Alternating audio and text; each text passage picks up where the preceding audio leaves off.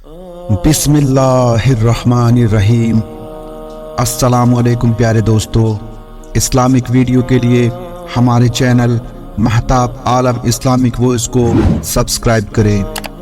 ہمارے پیارے نبی محمد صلی اللہ علیہ وسلم کا اس دنیا سے رخصت فرمانے کا واقعہ امت محمدیہ کے لیے سب سے بڑا حادثہ، جس کے تصور سے آج بھی رونگٹے کھڑے ہو جاتے ہیں۔ ہمارے آقا و سردار سرور کائنات حضرت محمد مصطفیٰ صلی اللہ علیہ وسلم کا اس دنیا سے رخصت ہونا، یہ ایسا المناک لمحہ تھا کہ بڑے بڑے ذلیل القدر صحابہ بھی ہوش میں نہ رہ سکے اور ان کی آنکھوں کے سامنے اندھیرا چھا گیا۔ سیدنا حضرت عمر رضی اللہ عنہ جیسے زری یعنی بہادر شخص بھی تلوار لے کر مسجد نبوی میں کھڑے ہو گئے کہ جو شخص یہ کہے گا کہ حضور صلی اللہ علیہ وسلم رخصت فرما چکے ہیں تو اسی تلوار سے اس کی گردن مار دی جائے گی۔ اس وقت امیر المومنین سیدنا حضرت ابوبکر صدیق رضی اللہ عنہ نے پوری عقل مندی کا ثبوت دیتے ہوئے یہ اعلان فرمایا، تم میں سے جو شخص محمد صلی اللہ علیہ وسلم کی عبادت کیا کرتا تھا تو یہ سمجھ لے کہ محمد صلی اللہ علیہ وسلم اب اس دنیا سے تشریف لے جا چکے ہیں، اور جو شخص تم میں سے اللہ کی عبادت کرتا تھا تو یقین کر لے کہ اللہ تعالی ہمیشہ سے زندہ ہے، اس کو کبھی موت نہ آئے گی۔ حضرت عمر رضی اللہ عنہ فرماتے ہیں کہ معلوم ہوتا تھا کہ یہ آیتیں آج ہی نازل ہو رہی ہے۔ جب مجھے آپ کی رخصتی کا یقین ہو گیا تو میری حالت یہ ہو گئی کہ میرے قدم میرا بوجھ اٹھانے کے قابل نہ رہ پائے اور میں بے اختیار زمین پر گر گیا۔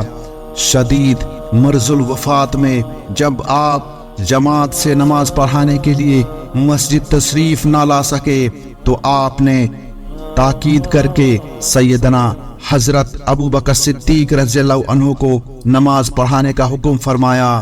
حضرت ابوبکر صدیق رضی اللہ عنہ نے آپ کی حیات میں 17 نمازیں ادا کرائی۔ اس دوران نبی اکرم صلی اللہ علیہ وسلم نے امت کو اللہ کی کتاب قرآن کو مضبوطی سے تھامے رکھنے، غلام، باندیوں اور عورتوں کے حقوق کی رعایت کرنے اور نماز کا اہتمام کرنے کی تاکید اور وصیت فرمائی۔ اسی شدت کے عالم میں آپ صلی اللہ علیہ وسلم نے اپنی قبر مبارک کو سجدہ گاہ بنانے سے سختی سے منع فرمایا، اور اس سلسلے میں یہودیوں کی بدعملی پر نکیر کرتے ہوئے فرمایا، اللہ تعالیٰ کی لعنت ہو یہودیوں پر کہ انہوں نے اپنے انبیاء کرام بنا لیا علیہ السلام کی قبروں کو سجدہ گاہ بنا لیا۔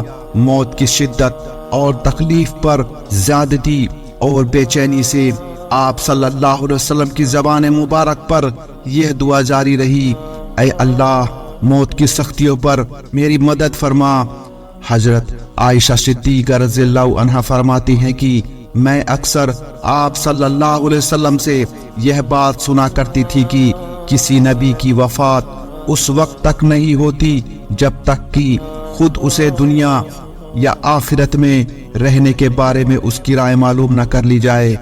چنانچہ جب آپ کی وفات کا وقت قریب آیا، جبکہ آپ کا سر مبارک میری گود میں تھا، تو آپ کی سانس تیز چلنے لگی اور آپ نے فرمایا، یعنی میں نے ان لوگوں کے ساتھ رہنا پسند کر لیا ہے جن پر اللہ تعالیٰ نے انعام فرمایا ہے، یعنی انبیاء کے ساتھ۔ تو میں سمجھ گئی کہ اب آپ نے آخرت کو اختیار فرما لیا ہے۔ آپ حضرت محمد صلی اللہ علیہ وسلم نے دنیاوی زندگی میں سب سے آخری عمل جو انجام دیا وہ مسواک کے ذریعے پاکیزگی حاصل کرنا تھا۔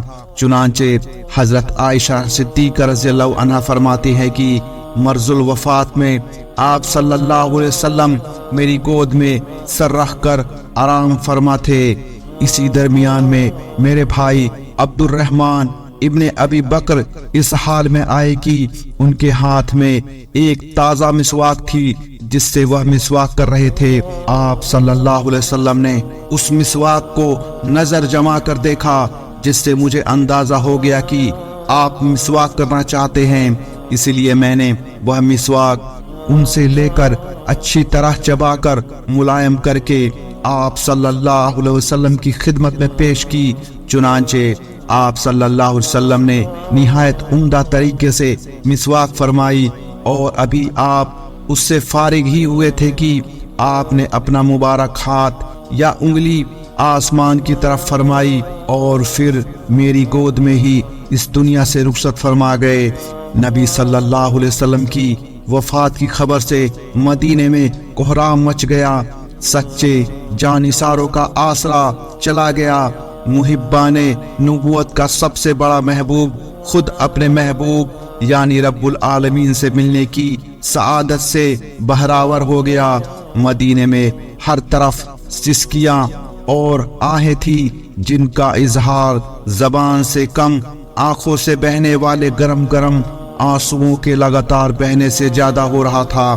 مسجد نبوی میں موجود حضرات صحابہ رضی اللہ عنہم کی حالت عجیب تھی۔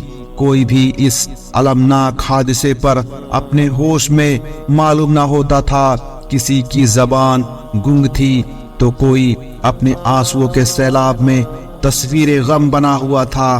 لوگ حیران تھے کہ اب کیا ہوگا۔ اس نازک موقع پر آپ صلی اللہ علیہ وسلم کے سب سے قریبی ساتھی سیدنا حضرت ابوبکر صدیق رضی اللہ عنہ کو ڈھونڈ رہی تھی۔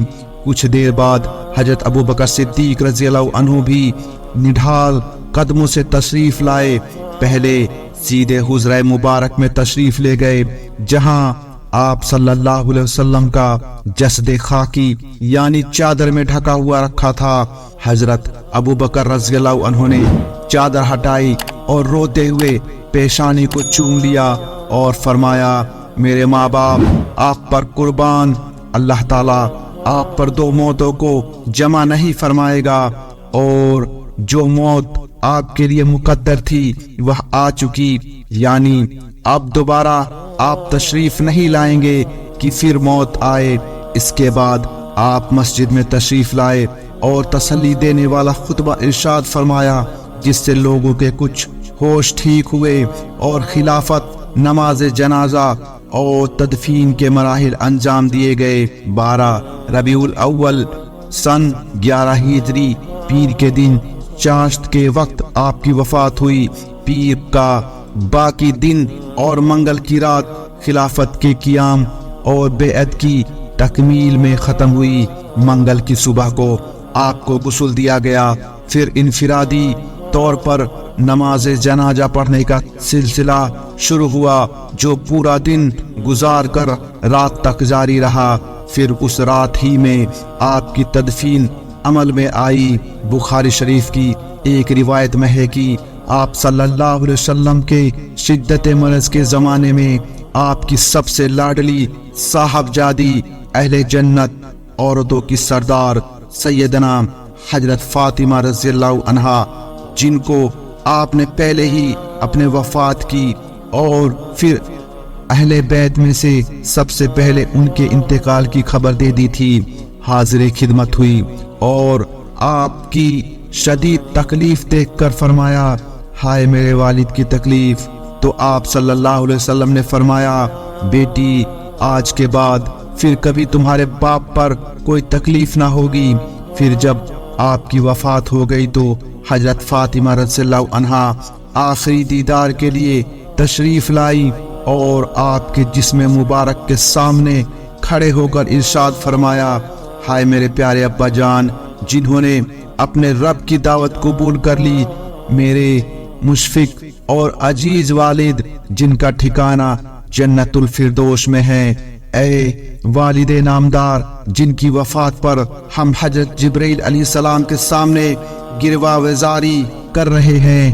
پھر جب آپ کو دفن کر دیا گیا تو حضرت فاطمہ رضی اللہ عنہا نے شدت تاثر میں حضرت انس رضی اللہ عنہ سے فرمایا، اے انس، تم نے یہ کیسے گوارا کر لیا کہ تم آپ صلی اللہ علیہ وسلم کے جسد اقدس پر اپنے ہاتھوں سے مٹی ڈالو۔ حضرت انس رضی اللہ عنہ زبان حال سے جواب دے رہے تھے کہ سچی بات تو یہ ہے کہ دل تو نہ چاہتا تھا، مگر حکم نبوی کی تعمیل میں مجبوراً یہ کام انجام دینا پڑا۔ ایک روایت میں یہ بھی ہے کہ اس کے بعد سیدنا فاطمہ رضی اللہ عنہا نے قبر مبارک سے مٹی اٹھا کر اپنی پیشانی پر رکھی اور اسے سونگھا، پھر یہ اشعار پڑھے۔ ترجمہ: محمد صلی اللہ علیہ وسلم کی قبر شریف کی مٹی سونگھنے والا اگر مدہوش ہو کر پھر عمر بھر کچھ سونگھنے کے قابل نہ رہے تو اس میں حیرت اور تعجب کی بات نہیں، کیونکہ اس حادثے سے میرے اوپر مصیبتوں کے وہ پہاڑ ٹوٹے ہیں کہ ایسی مصیبت اگر دنوں پر نازل ہو جاتی تو وہ اندھیری راتوں میں بدل جاتے۔ مدینے والوں کا یہ طریقہ تھا کہ جب کسی مصیبت میں پھنسے آدمی کو تسلی دینی ہوتی تو نبی اکرم صلی اللہ علیہ وسلم کا حادثہ وفات اسے یاد دلایا جاتا، جس کے تصور کے بعد اپنی ہر مصیبت اور تکلیف آسان معلوم ہونے لگتی۔ اللہ تعالیٰ آپ صلی اللہ علیہ وسلم کے درجات بلند فرمائے اور پوری امت کی طرف سے آپ کو بہترین بدلہ عطا فرمائے، آمین یا رب العالمین۔